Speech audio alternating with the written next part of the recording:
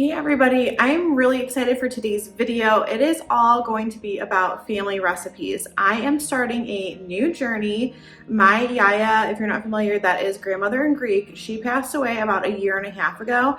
And before she passed away, she gave me her recipe box. And this is it right here. She has everything kind of divided by section. But it's filled with so many great recipes. Family recipes, which includes Greek recipes. She has family that was like more Southern, so they have like those recipes in here. There are recipes from like different friends and family members, recipes that were like clipped out of newspapers, a whole mix of stuff and all different types of food. So my goal right now is to cook my way through all of her recipes because it's just a way that I can feel connected to her. And then I also want to try them because there are definitely recipes in here that I have not tried. So we're gonna get started with a chicken and vegetable dish tonight for dinner. And then I will insert a clip. I made a cake that was in here for Easter for my family. So I did film that, I will include it. Everyone loved that cake. So I'm really excited to go on this journey. I'm excited to take you with me. Hopefully we'll find some really great recipes. I feel like there's gonna be some like vintagey kind of recipes in here too. But let's go ahead and get started in today's video. The first recipe in today's video is for this artichoke chicken elegante, and here's the recipe card. You can see it was cut out from like a magazine or newspaper. She did tape it down or glue it onto an index card though. But I'm just going to start out by prepping the veggies for this dish. It says to have carrots that are julienne, so that's just in like thinner strips. I had baby carrots on hand, so that's what I'm using, but obviously you can use a full-size carrot. And for reference, I am cutting this recipe in half. And for the most part, I'm trying to follow each of these recipes like to a T, but this one did call for water chestnuts and I do not like them and neither does my husband, so I did leave those out.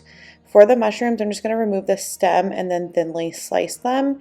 And then the last little prep step is to thinly slice up some green onions. And then in my measuring cup, I have some chicken broth that I'm going to add some cornstarch to, and this is going to be a slurry. The recipe also said to add the white wine to this, but I left the wine separate so I could use it to deglaze the pan just out of personal preference. But here I'm just going to add in some olive oil into the bottom of my Dutch oven, and then I'm placing the chicken breasts. I did go ahead and season them with salt and pepper on both sides, which the recipe did not call for, but I had to season it. So you're just going to cook it like brown on each side, and then we're going to remove this from the pan to cook the vegetables. Now this recipe is cooking everything and then you put it into like a 13x9 and place it in the oven covered, but I did it in my Dutch oven so I could just keep it as a one-pot meal. But after you take the chicken out, you're just going to add in your carrots, cover it with a lid for 5 minutes, and then after the 5 minutes are up, you're going to add in the mushrooms along with the green onions, give that a good stir, and then here you're just going to kind of season to taste with some salt and pepper, and then I also ended up adding in a little bit more olive oil. And then we're also going to add in some dried thyme, which is going to give this dish a great flavor. Once you have your seasonings in the pan, give everything a good toss, and then we're going to cover it with a lid again, this time just for 1 minute.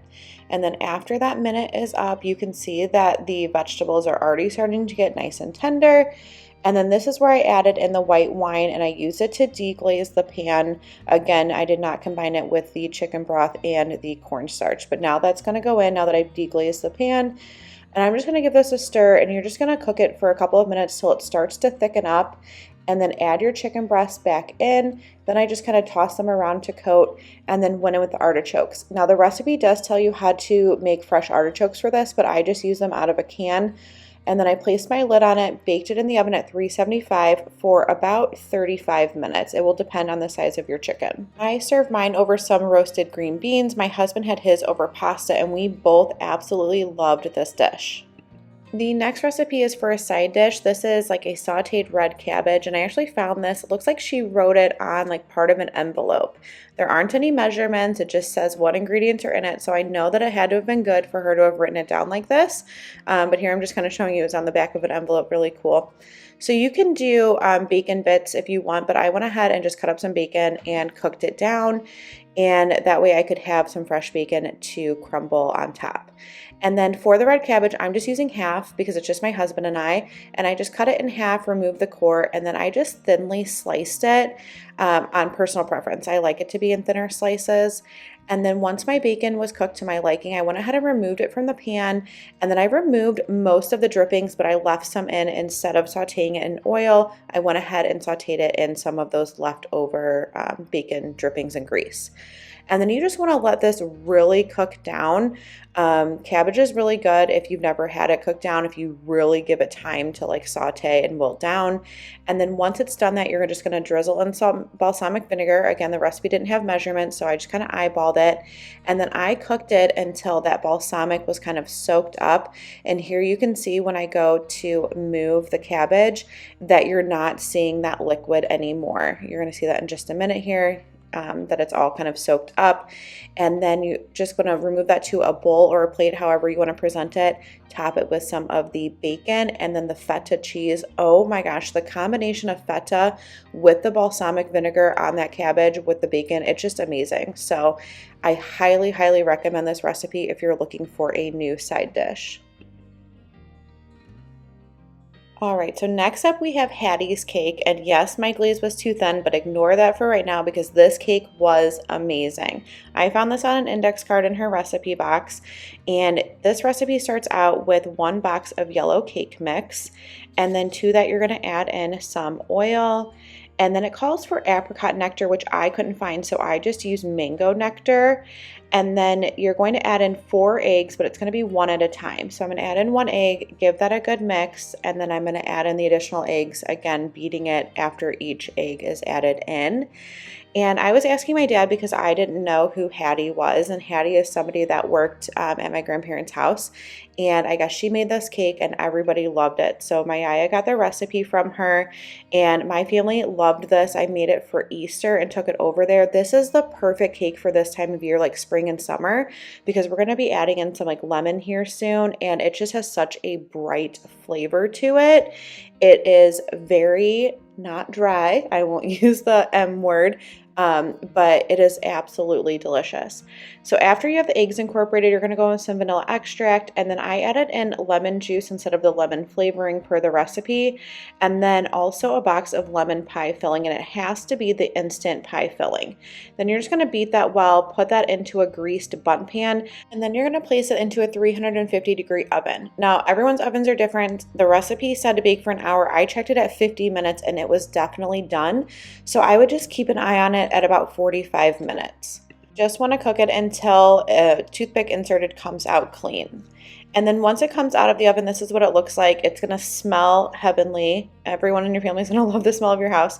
I let it cool in the bun pan for about 10 minutes before I flipped it out on my container that I was going to be using to take it to my parents' house for Easter. And then for the glaze, it's just a mixture of powdered sugar and lemon juice. I did a little bit at first because I didn't want it to be too thin. And then when I was adding in more lemon juice, I did make it too thin. So I would make it thicker than I did because, as you can see in the video clip in the beginning, my glaze had come off of the cake. So ideally you want it to be thick enough so it will stay on the cake. But once your cake is completely cooled, you're just going to drizzle that along the top, and then this cake is finished. And I am telling you, like I said before, everyone will love this, and it is perfect for this time of year. Thank you so much for joining me in my kitchen today. I can't wait to share more of these recipes from my Yiayia'S recipe box with you. So make sure that you subscribe before you go if you haven't done so already, so you don't miss any of her amazing recipes. And I will see you in the next video.